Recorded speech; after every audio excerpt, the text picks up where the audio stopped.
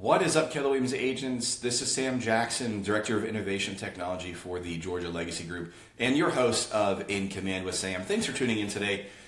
Today's video is all about Zoom. So we're going to take a step out of Command for a moment, and we're going to jump into optimizing your virtual meetings. So in the last couple of weeks with the coronavirus, the COVID-19 pandemic going on, we've seen a lot, or actually all of our meetings go virtual. So I'm just going to show you very quickly how to download Zoom, how to create your profile, and then how to use this pretty effectively so that you have the confidence you need to put yourself on camera in a Zoom environment. So we're going to jump into that. So you can see right now I'm on Google. I'm just going to go into the search bar and type in Zoom, Z-O-O-M, and hit enter.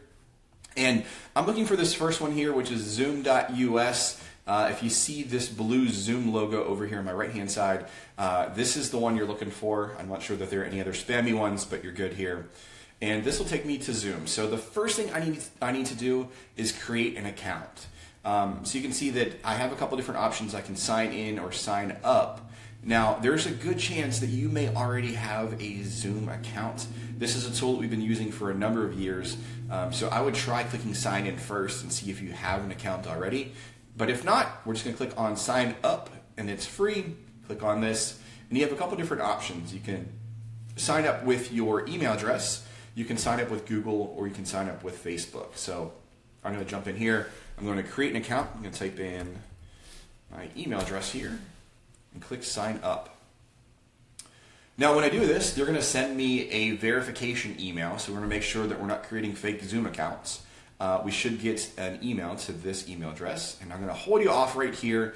I'm just going to log into my email, and then I'll pick you guys up once I have the email in my inbox. All right, so now that I had received my email from Zoom, you'll see that it came in with the headline, please activate your Zoom account. I opened up my email, and I have this message here that just says activate your account. So I'm going to click on this blue button, and this will take me right back to Zoom, in which now I have to create an account. So now I'm going to put in my first and last name and create a password for myself.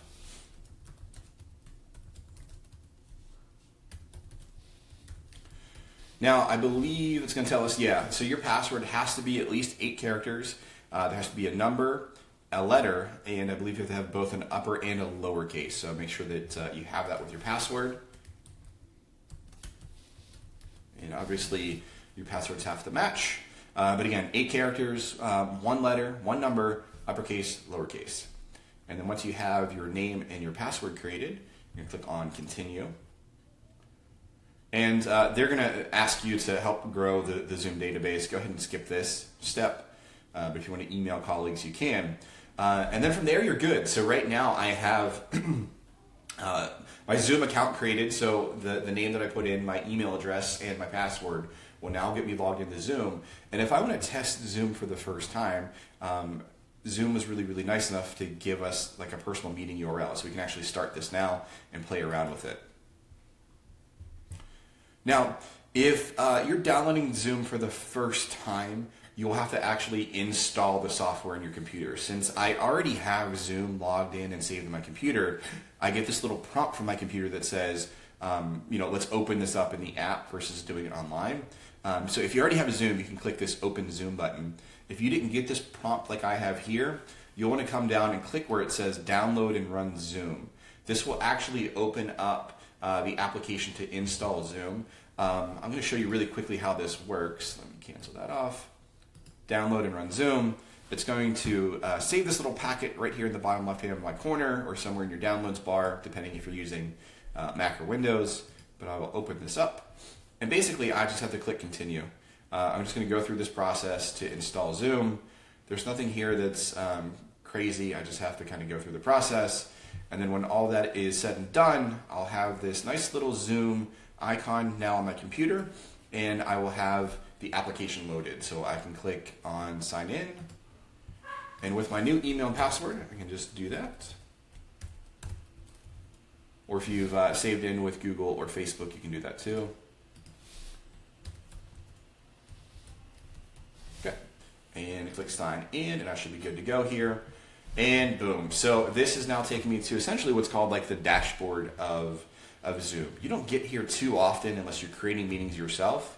However, this is a great place to know that if you want to actually invite or create some accounts, you can do that. So I'm just going to click on Start a Meeting to show you what a Zoom meeting looks like.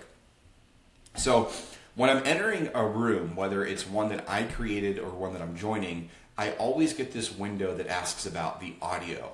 So we want to make sure that you can both hear and then also you're being heard from a microphone standpoint. So if you're not sure if you have everything set up from a sound standpoint, skip this button that says Join with Computer Audio and click this one that says Test Speaker and Microphone. So you want to click here, and there's a tinier box that I'll move to the center of the screen that says, did you hear a ringtone? Now, I didn't hear a ringtone because I don't have a speaker set up to my computer at the moment. However, you can see that it says Speaker 2, which is right here. You can see it says Speaker 2, are my AirPods. So I have my AirPods hooked up to my computer. I could hear the ringtone there. If I heard it, I'll just click on Yes, and then we're going to test your microphone. So right now I'm using my microphone that's attached to a USB, this guy right here. And as I'm talking, I can see it moving. It's just going to ask me if I heard the replay on my headphones. So if all of that works for you, if you can hear that information, you can click on Yes. Now, don't worry if you made a mistake. I'm going to show you how to adjust this in the room if you have any problems. But once you have your sound hooked up, you just click on Join with Computer Audio. Join with Computer Audio again. And I'm officially in a room. Now, a lot of times you're not typically on the share screen room.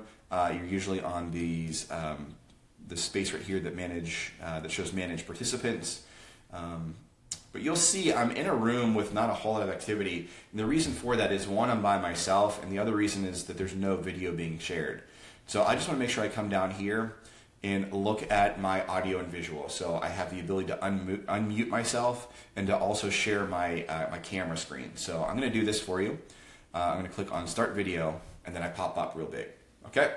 So this is like Sam and Sam Inception, kind of weird. All right. So now, if you're having any troubles, I'm going to show you how to fix this. So if there's an instance in which you have two cameras, maybe you have like your FaceTime camera from your computer, or if you have a webcam plugged in, if you want to change which camera you're using, on the video icon that we have here in the bottom left, you'll just click on this Start, or the caret button, and you can select between cameras. So if you have more than one, I can change these here. Now, here's another really cool feature that I think you're going to want to know. You can add and choose a virtual background. So if there's, like if you can see my dog in the stairwell right now, if that's a distraction for your thanks, Lucy, that was perfect timing. If you're having any distractions in your background and you're worried about your coworkers, your boss, or somebody seeing those, you can choose a virtual background, which is this button here. And I can actually pick some of the default images that we have. So I can click on this one right here, quickly download it, and San Francisco is in the background. I have the Golden Gate Bridge. I can click on the grass, the earth. There's actually even a couple videos in place. So we have the Northern Lights, which is a video that moves, and then also the beach in the background. So if maybe your cruise or your vacation was canceled because of COVID-19, put yourself on a beach and you'll be good to go. And the way that works is I don't have a green screen. As you saw that I was in my home office. What used to be stairs a second ago is now the beach. So it's pretty cool. Now, if you wanted to, you can also upload your own. So if I were to click on this plus sign right here, I can add an image from my computer, and that could be like your brand or your logo. So if you're meeting with clients virtually, this could be a good way to just reinforce the brand behind you. Put your logo in your background. I'll show you what that looks like. This is my training calendar. Now that's a little bit flipped and weird. I'd have to adjust that. But you can definitely play around with that. Oh, that's because it says mirror my video. There we go. So now my training calendar is behind me. That was just a custom image that I uploaded. Cool. So that is how you get the virtual background. Once you're happy, you just click off of it. And there you go.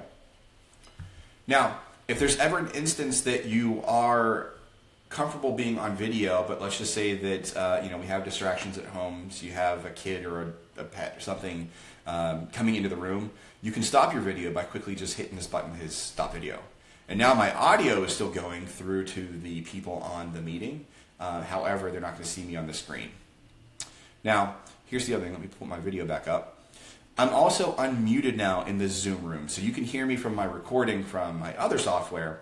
But in the meeting, if I were in a meeting right now, I am muted. So you can see right now in the bottom left-hand screen, it says that I am unmuted. And if I wanted to share my audio, there's two ways to do this. I can hold down my space bar, and you can see that Zoom can now see my microphone. You can see my audio bouncing on the green wave. So I'm holding space bar right now. So that's a great way that if you have a lot of noise in the background, if you want to limit how often you're actually sharing your audio or how often you're being heard, hold down the space bar. The second I let go, I'm now on mute. Now, if you want to make sure that you're like interacting and you have a safe place and you don't have any distraction or noise in the background, you can just click unmute, and I'm having a conversation without holding anything down. All right, put myself on mute, and I can stop my video. This goes back to that. Now, here's another thing to be very, very careful of. So I can also share my screen. So this is great for anyone who's hosting a meeting. So if you're on the lead of a Zoom video, you'll want to use this feature. This is how you can show people exactly what's going on during your meeting, or if you want to share your screen, you can do that. However, I'd be mindful not to do this unless you were the person leading the meeting itself, because otherwise you could actually hijack the meeting by mistake if you do this or click on that button. However, there's some pretty cool features in here. I can actually share my entire computer screen, so a desktop. I can share just a Google Chrome window, which I have two of them open.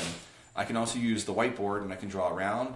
And then I can use my phone. So if I want to demonstrate something on my phone, I could do that as well through AirPlay, which is pretty neat. So there's a couple different ways that you can do this whenever you click the share screen button. But example of that is once I pull this up and click share, everybody who's attending will now see my screen. So you can see here I have this little window that says I'm sharing my screen with everybody.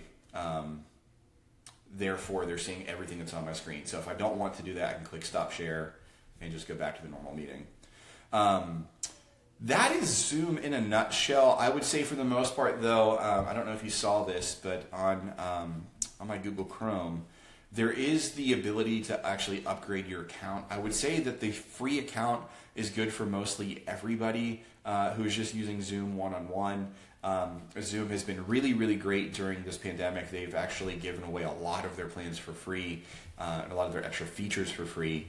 But if you're a leader who is looking to host certain things, when I go to Zoom, I can click on prices and planning, and I can actually upgrade my accounts. There's a ton of add-ons in here, so be very, very careful that you're not going from $14 a month or $14.99 a month to like $150, because once you start adding hosts and participants, it gets a little bit crazy. But just doing the basic account gets you up to a meeting with 100 participants. They're all one-on-one meetings, which are unlimited. It does say that you have a 40-minute time limit. However, I've been using the free account. Once I exceed the 40 minutes, because of what we're going through, Zoom is actually like gifting us free time. If that were to happen to you, and if you get cut off at 40 minutes, you just end the meeting and start it right back up again. So you can use this with no problem at all. And like I said, there's a ton of different add-ons here, so just be careful because your price will increase as you use them. But hopefully this gives you the confidence that you need today. The key thing is just really make sure that when you're in Zoom, pay attention to whether you're muted and if your video is working. I would highly, highly encourage you that get yourself on camera, get yourself camera ready as much as possible. I'm in a nice polo shirt, but you can't see what I'm wearing below. As long as I am professional on camera, no one's going to be none the wiser. So just be very, very smart with this. But I'd encourage you, get on camera. This will be a new norm that I think that we will see well beyond the clearing of the COVID-19. We're going to see a lot more virtual meetings because they have impacted the efficiency of how we meet now too. So I would say get on camera, start getting on camera a lot. Do it with your coworkers when it's in a safe space. That way there, when it comes time to work with your clients or other people, you know what you're doing with confidence.